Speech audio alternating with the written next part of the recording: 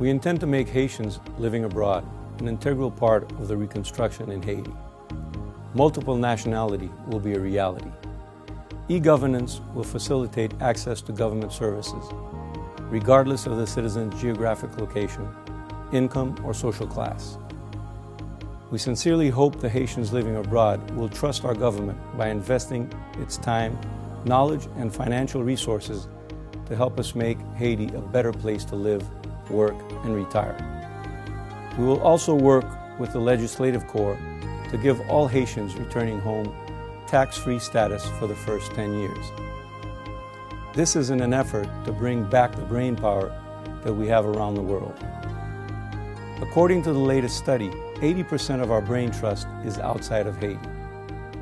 We need all our brothers and sisters to rebuild our country, our Haiti chérie.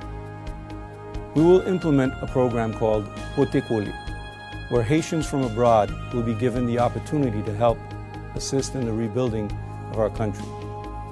A requirement will be placed through the CIRH that a percentage of Haitians living abroad be given the job opportunity based on the qualifications and skills into the reconstruction contracts. Integration is essential for renewing our social fabric.